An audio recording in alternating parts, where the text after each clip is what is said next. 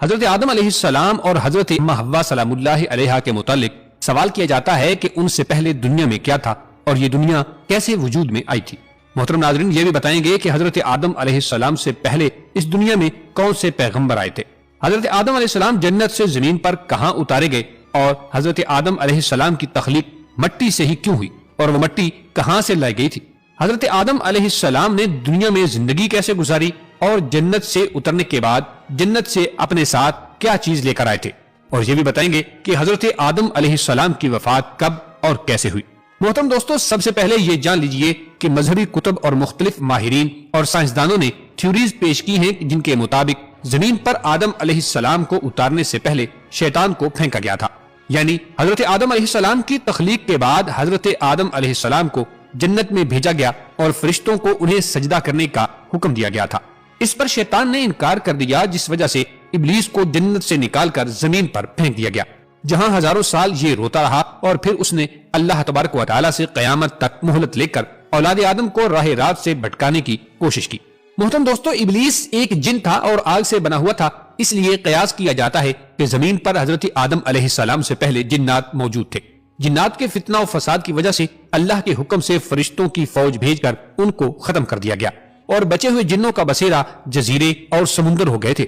سائنسدانوں کا کہنا ہے کہ آدم علیہ السلام سے پہلے زمین پر ڈائناسور آباد تھے۔ انسانوں کی آبادی کے بعد ان کی نسلیں آہستہ آہستہ ختم ہونے لگی ہیں۔ کچھ ماہرین کے مطابق حضرت آدم علیہ السلام سے پہلے اس زمین پر انسانوں جیسی مخلوقات موجود تھی، جن کی کچھ باقیات اور ڈھانچے بھی ملے ہیں۔ اس پر یہ خیال کیا جاتا ہے کہ حضرت آدم علیہ السلام سے پہلے بھی زمین پر انسان موجود تھے جو باقی امتوں کی طرح ختم ہو گئے یا کر دیے گئے تھے۔ کچھ لوگوں کے مطابق زمین خلائی مخلوقات کا مرکز تھا۔ محترم دوستو، سورہ ہود کی آیت نمبر 27 میں بیان کیا گیا ہے کہ وہی ہے جس نے زمین اور آسمان کو 6 دن میں پیدا کیا، اور اس وقت اس کا عرش پانی پر تھا۔ اس آیت کے مطابق حضرت آدم علیہ السلام سے پہلے زمین پر صرف پانی موجود تھا۔ اس آیت میں کسی بھی مخلوق کی طرف اشارہ نہیں کیا گیا۔ اس کے متعلق حضور نبی اکرم حضور خاتم النبیین صلی اللہ علیہ وسلم سے لوگوں نے سوال کیا کہ آسمانوں اور زمینوں کے پیدا کرنے سے پہلے کیا تھا، تو حضور صلی اللہ تعالی علیہ وآلہ وسلم نے ارشاد فرمایا کہ اللہ کے سوا کچھ نہ تھا، نہ اس کے اوپر ہوا تھی نہ اس کے نیچے ہوا تھی۔ مطلب یہ کہ کچھ نہ تھا، پھر اس نے پانی پر اپنا عرش پیدا کیا، گویا یہ تھی مخلوق کی ابتدا۔ محترم دوستو، بخاری شریف میں یہ بیان کیا جاتا ہے کہ ایک بار آپ صلی اللہ تعالی علیہ وآلہ وسلم کے پاس یمن سے ایک وفد آیا اور کہا کہ ہمیں آپ سے علم لینا ہے، آپ علیہ السلام ہمیں بتائیں کہ اس زمین پر حضرت آدم علیہ السلام سے پہلے کیا تھا۔ حضور نبی کریم صلی اللہ علیہ وآلہ وسلم نے ارشاد فرمایا، کچھ نہیں تھا، صرف اللہ تھا اور عرش پانی پر تھا، اور لوح محفوظ میں قلم سے سب لکھ کر محفوظ کر دیا گیا تھا۔ آپ صلی اللہ علیہ وسلم فرما رہے تھے کہ بلا شبہ اللہ نے سب سے پہلے قلم کو پیدا کیا، پھر اللہ نے اس کو حکم دیا کہ لکھ، چنانچہ وہ اسی وقت چل پڑا، اور قیامت کے دن تک ہونے والی ہر چیز لکھ دی گئی تھی۔ یہ اللہ تعالیٰ کا علم تھا جس کو قلم نے اسی کے حکم کے مطابق لوح محفوظ پر لکھ ڈالا تھا۔ حضرت سیدنا عبداللہ ابن عمر بن عاص رضی اللہ تعالی عنہ روایت کرتے ہیں کہ میں نے سنا اللہ کے رسول صلی اللہ علیہ وسلم ارشاد فرما رہے تھے کہ اللہ نے آسمانوں اور زمین کی پیدائش سے 50,000 سال پہلے تمام مخلوقات کی تقدیروں کو لکھ دیا، اور اس وقت اس کا عرش پانی پر تھا۔ محترم دوستو، اس حدیث مبارکہ سے یہ بات واضح ہو گئی ہے کہ سب سے پہلے پانی، پھر پانی پر عرش کی تخلیق ہوئی، پھر قلم کے بعد فوراً لوح محفوظ کو پیدا کیا گیا جس پر سب کچھ جو قیامت تک ہونے والا ہے لکھ دیا گیا تھا، پھر کائنات کی باقی مخلوقات، آسمان و زمین کی پیدائش وجود میں آتی گئی۔ محترم دوستو، حضرت ابو ہریرہ رضی اللہ تعالی عنہ سے روایت ہے کہ جب نبی کریم صلی اللہ علیہ وسلم سے دنیا میں چیزوں کے وجود میں آنے کی ترتیب پوچھی گئی تو آپ صلی اللہ تعالی علیہ وسلم نے میرا ہاتھ تھاما اور فرمایا کہ اللہ نے جب یہ دنیا بنائی تو ان کی ترتیب کچھ یوں تھی، ہفتے والے دن مٹی پیدا کی تو اتوار کو پہاڑ، پیر کو درخت پیدا کیے، منگل کو تکالیف، بیماریاں اور مصیبتوں کو، بدھ کو نور اور جمعرات کو چوپائے اس زمین پر پھیلا دیے تھے، اور جمعہ کے مبارک دن عصر سے رات کے درمیان حضرت آدم علیہ السلام کو پیدا کیا تھا۔ اس حدیث مبارکہ سے پتہ چلتا ہے کہ ابتدائی مخلوقات کی ترتیب کیا تھی۔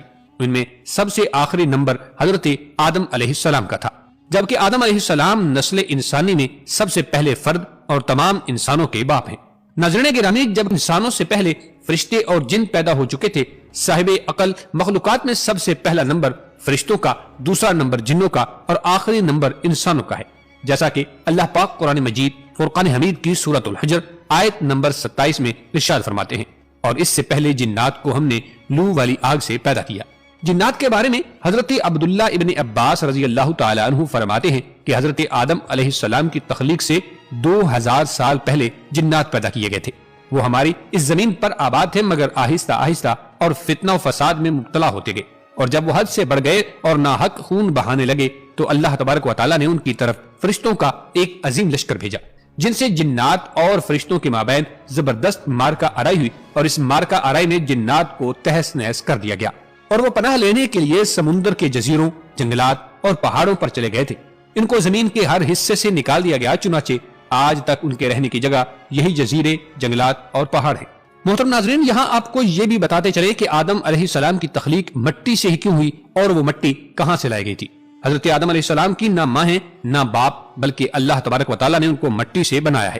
روایت ہے کہ جب اللہ نے آپ کو پیدا کرنے کا ارادہ فرمایا تو حضرت اسرائیل علیہ السلام کو حکم دیا کہ زمین سے ایک مٹھی مٹی لائیں۔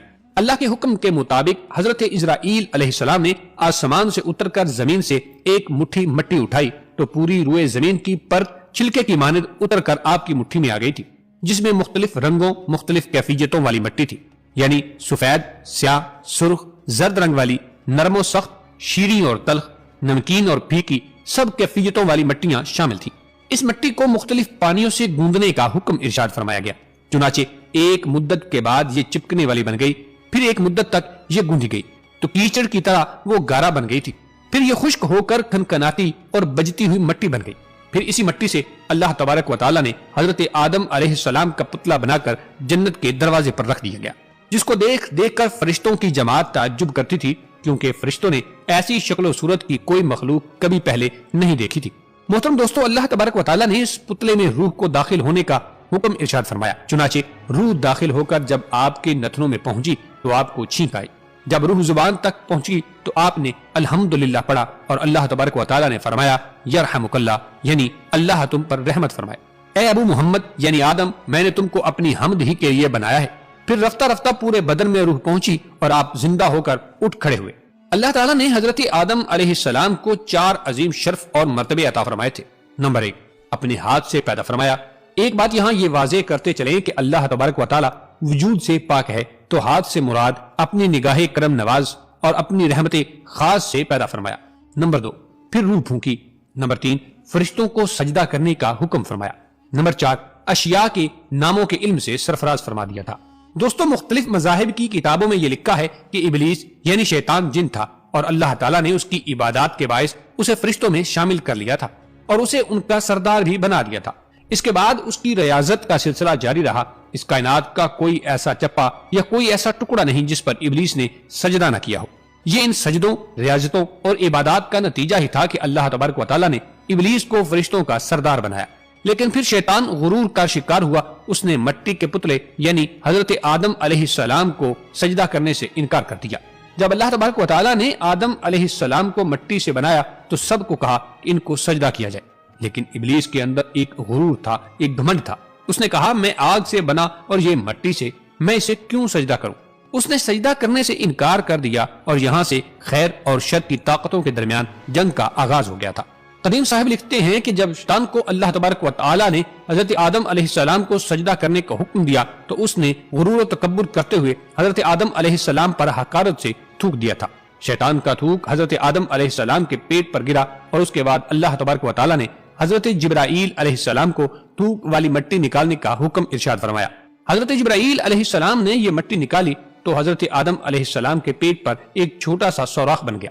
یہ سوراخ ناف کی شکل میں آج بھی ہمارے پیٹ پر موجود ہے۔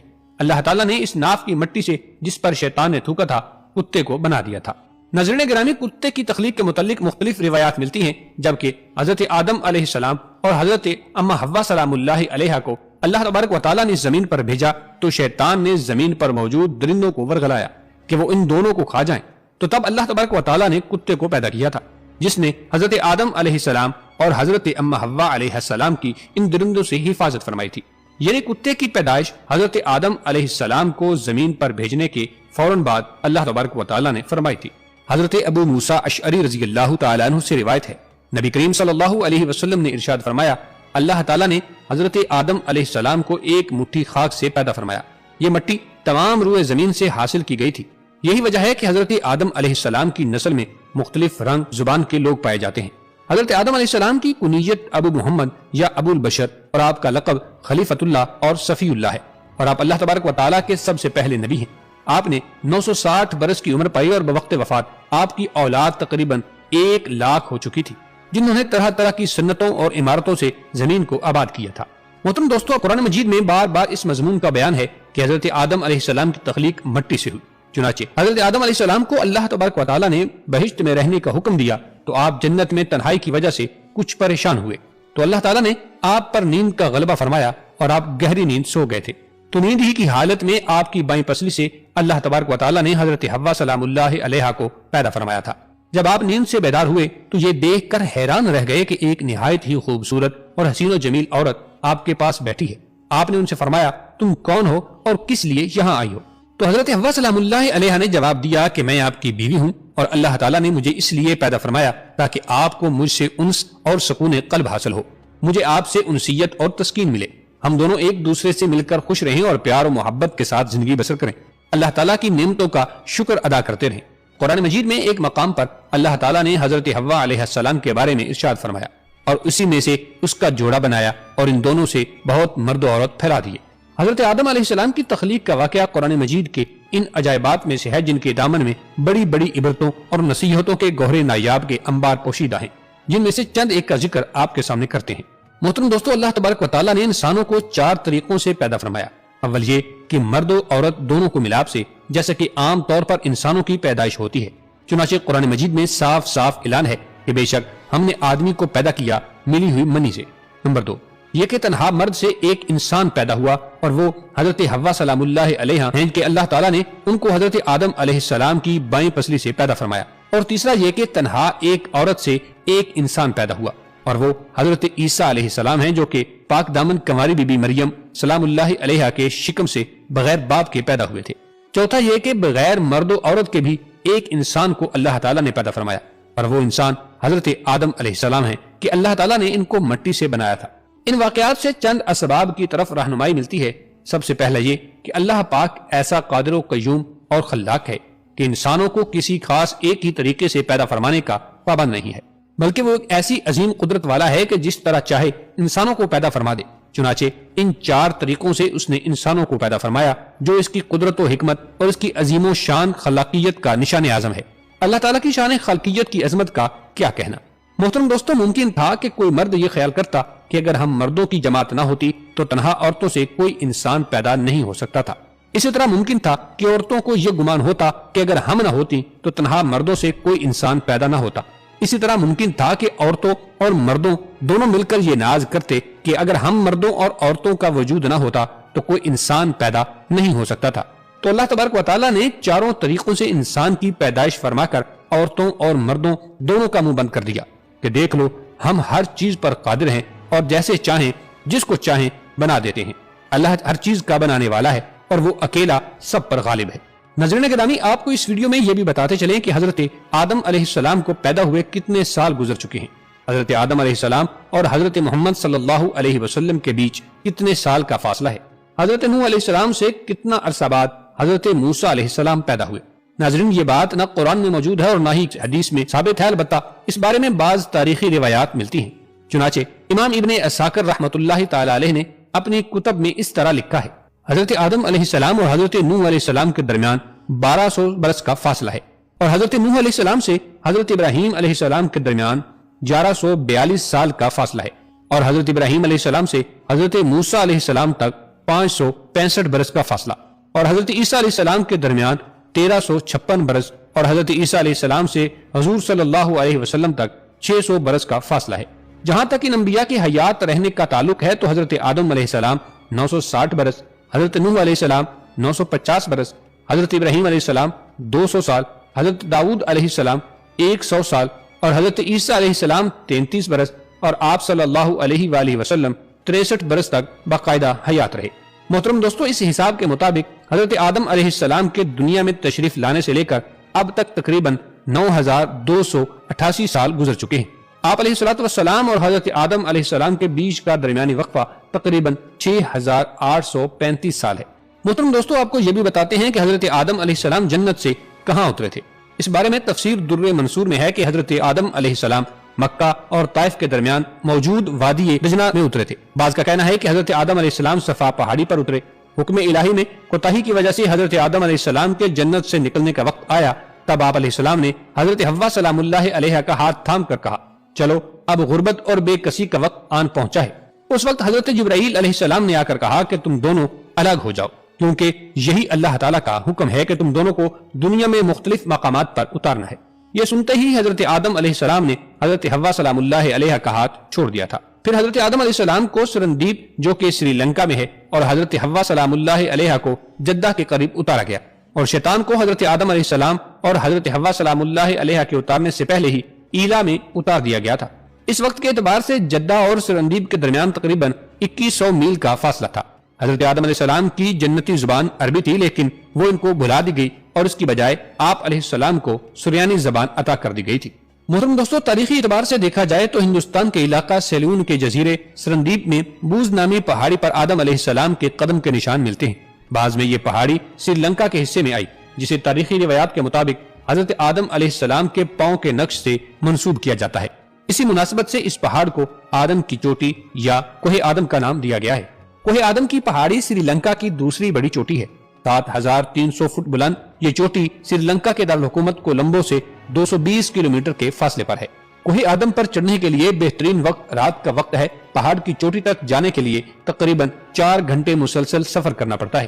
کوہ آدم کی چوٹی پر حضرت آدم علیہ السلام کے پاؤں کے نقش کو محفوظ کر کے رکھا گیا ہے۔ وقفے وقفے سے اسے عام زیارت کے لیے کھول دیا جاتا ہے۔ زائرین کی بڑی تعداد بدھ مت کے مقررہ اصولوں کی پاسداری کرتے ہوئے زیارت کرتی ہے۔ یہ نقش ایک سخت سیاہ پتھر میں ہے۔ اس گڑھے میں دائیں پاؤں کا نقش ہے جو تقریباً 5 فٹ لمبا اور 2 فٹ چوڑا ہے۔ اس پاؤں کے نقش کی لمبائی اور چوڑائی سے کسی بھی انسان کے جسم کا قد کا اندازہ 35 فٹ لگایا گیا ہے۔ زائرین اپنے اپنے عقیدے کے مطابق فجر اور طلوع آفتاب کے وقت یہاں عبادت کرتے ہیں۔ بدھ مت کے پیروکار طلوع آفتاب کے وقت سادھو سادھو کا ورد کرتے ہیں۔ مسلمانوں کے نزدیک پاؤں کا یہ نقش حضرت آدم علیہ السلام کا ہے۔ بدھ مت کے مطابق یہ نشان بدھا کا ہے، اور ہندوؤں کے مذہب کے مطابق یہ نقش شیو جی کا ہے۔ بدھ مت کی بھی سب سے پرانی کتاب مہانس میں اس قدم کا ذکر موجود ہے۔ محترم دوستو، اپریل کے مہینے میں زائرین کی بڑی تعداد یہاں آتی ہے اور اس قدم کے نقشوں کی زیارت کرتی ہے۔ مقامی زبان میں اس پہاڑی کو سری پاڑا کہا جاتا ہے۔ تاریخی حوالے بتاتے ہیں کہ اسکندر اعظم اور ابن بطوطہ نے بھی زیارات کے لیے یہاں کا سفر کیا تھا۔ ابن بطوطہ نے اپنے سفر نامے میں اس کا ذکر انتہائی دلچسپ پیرائے میں کیا ہے۔ اس کا بیان ہے کہ میں نے جزیرہ سیلان یعنی سری لنکا آنے کے بعد سیلان کے راجہ سے کہا کہ میں قدم شریف کی زیارت کرنا چاہتا ہوں۔ سری لنکا کے راجہ نے اہتمام کیا۔ راجہ نے مجھے ایک ڈولا دیا اور کئی غلام دیے جو مجھے ڈولے میں بٹھا کر لے گئے تھے۔ راجہ نے 4 جوگی بھی میرے ساتھ کر دیے۔ یہ جوگی راستے سے خوب واقف تھے۔ اس کے علاوہ 3 برہمن اور 10 اہلکاروں کے علاوہ 15 آدمی بھی میرا سامان اٹھانے کے لیے ساتھ بھیج دیے تھے۔ ابن بطوطہ کے مطابق یہاں اہل چین بھی زیارت کے لیے آتے ہیں۔ یہاں کے لوگوں کا کہنا ہے کہ چین کے زائرین پاؤں کے انگوٹھے کے نشان کا پتھر توڑ کر لے گئے تھے اور اسے چین کے شہر زیتون کے ایک مندر میں جا رکھا تھا۔ اس نقش کی زیارت کے لیے اہل چین اس مندر میں آتے ہیں۔ قدم کے پاس پتھر میں یہ 9 گڑھے کھدے ہوئے ہیں۔ ہندو زائرین اس میں سونا، یاقوت اور موتی اور دوسرے جواہر ڈال دیتے ہیں۔ یہاں کے باشندوں میں یہ مشہور ہے کہ ہر ایک شخص کو قدم کی لمبائی اس کے ایمان کے مطابق نظر آتی ہے۔ قرآن مجید یا حدیث میں اس قدم کی بابت کوئی سند نہیں ملتی۔ یہاں آپ کو یہ بھی بتائیں کہ حضرت آدم علیہ السلام جب زمین پر اترے تو حضرت آدم علیہ السلام کا پہلا کھانا اور لباس کیا تھا۔ روایات میں آتا ہے کہ حضرت آدم علیہ السلام 100 سال یا 60 سال جنت میں رہے۔ اس عرصے میں دونوں پر جنت کے کسی بھی حصے میں جانے کی پابندی نہیں تھی سوائے شجرے ممنوعہ کے۔ شیطان اب ان دونوں کا کھلا دشمن تھا اور اپنی سزا کا بدلہ لینے کے لیے بھی بے قرار تھا۔ اس کی شدید خواہش تھی کہ یہ اللہ کے حکم کی خلاف ورزی کریں۔ پھر شیطان نے ان دونوں کے دلوں میں وسوسہ ڈالا تاکہ ان کی شرمگاہیں جو ایک دوسرے سے پوشیدہ تھیں بے پردہ ہو جائیں۔ اس نے انہیں کہا، تمہارے رب نے تم دونوں کو اس درخت سے اس لیے منع کیا کہ کہیں یہ پھل کھا کر تم دونوں فرشتے نہ ہو جاؤ یا کہیں ہمیشہ زندہ رہنے والوں میں سے نہ ہو جاؤ۔ شیطان کی ان باتوں نے حضرت حوا سلام اللہ علیہا کو سوچنے پر مجبور کر دیا، اور پھر شیطان کے مسلسل اور تواتر کے ساتھ سازشیں رنگ لے آئی تھی اور اس نے حضرت حوا سلام اللہ علیہا کو پھل کھانے پر راضی کر لیا۔ ایک دن حضرت حوا سلام اللہ علیہا نے حضرت آدم علیہ السلام سے کہا کہ ہم اس شجر ممنوعہ کا ذرا حصہ کھا لیتے ہیں تو کیا ہوتا ہے؟ آخر وہ کیا راز ہے جو اللہ نے اسے کھانے سے منع فرمایا ہے؟ شروع میں تو حضرت آدم علیہ السلام اس کے لیے قطعی طور پر تیار نہ تھے، لیکن پھر حضرت حوا علیہ السلام کے مسلسل اصرار پر بادل نخواستہ راضی ہو گئے۔ اب ان دونوں نے پھل کو پورے طور پر چکھا بھی نہ تھا کہ ان کی سترگاہیں ایک دوسرے پر عیاں ہو گئی۔ اس پر دونوں بدحواسی اور پریشانی میں جنت کے درختوں کے پتے توڑ توڑ کر اپنا بدن چھپانے لگے تھے۔ اللہ تبارک و تعالیٰ نے دونوں کو پکارا اور فرمایا، کیا میں نے تم کو منع نہیں کیا تھا کہ اس درخت کا پھل نہ کھانا اور شیطان کے ورگلانے میں نہ آنا؟ یہ تمہارا کھلا دشمن ہے۔ محترم دوستو، جب حضرت آدم علیہ السلام اور حضرت حوا نے اللہ کی پکار سنی تو مارے خوف الہی کے کانپ اٹھے۔ نہایت لاچارگی اور عاجزی سے اپنی خطا پر نادم اور شرمندہ ہوتے ہوئے بارگاہ الہی میں عرض کیا، اے ہمارے رب، ہم دونوں سے بڑی غلطی ہو گئی ہے۔ اب اگر ہم نے ہم پر رحم نہ کیا تو اور معاف نہ فرمایا تو ہم تباہ و برباد ہو جائیں گے۔ اللہ تبارک و تعالیٰ نے فرمایا کہ اب تم دونوں ایک خاص مدت تک زمین پر رہو گے، جہاں تم ایک دوسرے کے دشمن ہوگے، اور وہاں ہی مرنا ہے اور اسی میں سے پھر پیدا ہونا ہے۔ تو دونوں کو زمین کی طرف روانہ کر دیا گیا۔ حضرت آدم علیہ السلام جب جنت سے زمین پر تشریف لائے تو بارگاہ خداوندی میں عرض کی کہ خدایا، میں یہاں نہ تو ملائکہ کی تسبیح و عبادت کی آواز سن سکتا ہوں اور نہ ہی کوئی عبادت خانہ نظر آتا ہے، جیسا کہ آسمان میں بیت المعمور دکھائی دیتا تھا جس کے ارد گرد ملائکہ طواف کرتے تھے۔ اس پر اللہ پاک کا حکم آیا کہ جاؤ، جہاں پر ہم نے نشان بتائے ہیں وہاں پر کعبۃ اللہ بناؤ اور اس کے گرد ہی طواف کرو اور اس کی طرف منہ کر کے نماز بھی ادا کر لینا۔ حضرت جبرائیل علیہ السلام ان کی راہبری کے لیے ان کے ساتھ چل پڑے اور انہیں اس مقام پر لے آئے جہاں سے زمین بنی تھی، یعنی جس جگہ جھاگ بنی تھی، اور پھر وہی جگہ پھیل کر پوری زمین بنی۔ حضرت جبرائیل علیہ السلام نے اپنا پر مار کر 7 زمینیں تک بنیاد رکھ دی، جس کو ملائکہ نے 5 پہاڑوں کے پتھروں سے بھرا، کوہ طور، کوہ لبنان، کوہ جودی، کوہ طور زیتا اور کوہ ہرا۔ بنیاد بھرنے کے بعد نشان کے لیے چاروں طرف کی دیواریں بھی اٹھا دی تھی۔ اس طرح حضرت آدم علیہ السلام نماز بھی پڑھتے رہے اور طواف بھی کرتے رہے۔ حضرت آدم علیہ السلام زمین پر آنے کے بعد نہایت شرمسار اور افسردہ رہتے تھے۔ پھر حضرت حوا سلام اللہ علیہ سے علیحدگی نے بھی سخت پریشانی میں مبتلا کر رکھا تھا۔ روایت میں آتا ہے کہ آپ ایک طویل عرصے تک اللہ کے حضور گڑ گڑاتے، فریاد کرتے اور آنسو بہاتے رہے، یہاں تک کہ اللہ تعالیٰ کو ان کی اس گریہ وزاری پر رحم آیا، اور پھر ایک دن حضرت جبرائیل علیہ السلام نے حضرت آدم علیہ السلام کے پاس آ کر انہیں اللہ کی جانب سے معافی کی نوید سنائی۔ ناظرین گرامی، حضرت آدم علیہ السلام کی توبہ قبول ہونے کی ایک اور وجہ بھی بتائی جاتی ہے کہ حضرت عمر رضی اللہ تعالیٰ عنہ سے مروی ہے کہ نبی کریم صلی اللہ علیہ وآلہ وسلم نے فرمایا، جب حضرت آدم علیہ السلام سے لغزش ہوئی تو انہوں نے اللہ تعالیٰ سے عرض کیا، اے میرے پروردگار، میں آپ سے محمد صلی اللہ علیہ وسلم کے وسیلے سے سوال کرتا ہوں کہ آپ میری مغفرت فرما دیں۔ اللہ تبارک و تعالیٰ نے فرمایا، تو نے محمد صلی اللہ علیہ وسلم کو کیسے جان لیا جبکہ میں نے ان کو اب تک پیدا نہیں فرمایا؟ حضرت آدم علیہ السلام نے عرض کیا، اے میرے پروردگار، جب آپ نے مجھے اپنے ہاتھوں سے پیدا فرمایا اور مجھ میں جان ڈالی تھی، پھر میں نے اپنا سر اٹھایا تو عرش پر لکھا دیکھا، لا الہ الا اللہ محمد الرسول اللہ۔ تو میں نے جان لیا کہ جس ذات کا نام آپ نے اپنے نام کے ساتھ ملا لیا ہے، اس سے بڑھ کر آپ کے نزدیک اور کوئی محبوب نہیں ہو سکتا۔ تو اللہ تبارک و تعالیٰ نے فرمایا، اے آدم، تو نے سچ کہا، وہ میرے نزدیک سب سے محبوب ہیں، اور جب تو نے ان کے وسیلے سے مجھ سے مانگ لیا تو بس میں نے تیری بخشش کر دی، اور اگر محمد صلی اللہ علیہ وسلم نہ ہوتے تو میں آپ کو بھی پیدا نہ کرتا۔ محترم دوستو، توبہ قبول ہونے کی ایک اور روایت بھی بیان کی جاتی ہے کہ اللہ تعالیٰ نے ان دونوں کو کچھ دعائیہ کلمات سکھائے تھے۔ ان دونوں نے ان دعائیہ کلمات کے ساتھ اللہ تبارک و تعالیٰ سے معافی مانگی تو اللہ تعالیٰ نے جمعہ کے روز ان کی توبہ قبول فرمائی تھی۔ حضرت آدم علیہ السلام خوشی سے سرشار بارگاہ خداوندی میں سر بسجود ہو کر شکر بجا لائے۔ پھر حضرت جبرائیل علیہ السلام انہیں لے کر مکہ آئے، جہاں حضرت آدم علیہ السلام نے کعبہ شریف کی بنیاد رکھی اور حجر اسود کو کعبہ کی دیوار پر نصب فرمایا۔ پھر اس کے گرد طواف کیا۔ طواف سے فارغ ہو کر حضرت جبرائیل علیہ السلام انہیں جبل عرفات پر لے گئے تھے، جہاں حضرت حوا سلام اللہ علیہ تشریف فرما تھی، لیکن طویل عرصے کی جدائی اور حالات نے بہت سے جسمانی تغیرات پیدا کر دیے تھے، چنانچہ دونوں ایک دوسرے کو پہچان نہ سکے۔ حضرت جبرائیل علیہ السلام نے اس پر دونوں کا تعارف کروایا اور یوں حضرت آدم علیہ السلام اور اما حوا سلام اللہ علیہ کی دنیا میں بھیجے جانے کے بعد پہلی ملاقات ہوئی۔ محترم دوستو، مختصر طور پر کعبہ کی تعمیر کا تذکرہ کرتے ہیں۔ طوفان نوح تک کعبہ اسی حالت میں رہا۔ طوفان کے بعد وہ عمارت آسمان پر اٹھا لی گئی تھی اور وہ جگہ ایک اونچے ٹیلے کی صورت میں رہ گئی، مگر لوگ پھر بھی برکت کے لیے یہاں آتے تھے اور آ کر دعائیں مانگتے۔ پھر حضرت ابراہیم علیہ السلام کے زمانے تک کعبہ اسی حالت میں رہا۔ جب حضرت اسماعیل علیہ السلام اور حضرت ہاجرہ سلام اللہ علیہا یہاں آ کر رہے اور آباد ہوئے تو حضرت ہاجرہ رضی اللہ تعالی عنہ کے انتقال کے بعد حضرت ابراہیم علیہ السلام کو حکم ہوا کہ اپنے بیٹے اسماعیل علیہ السلام کو ساتھ لے کر خانہ کعبہ کی عمارت کی تعمیر کریں۔ اس کی نشانی اس طرح کی گئی تھی کہ ایک بادل کا ٹکڑا بھیجا گیا تاکہ اس کے سائے سے کعبے کی حد مقرر کی جائے۔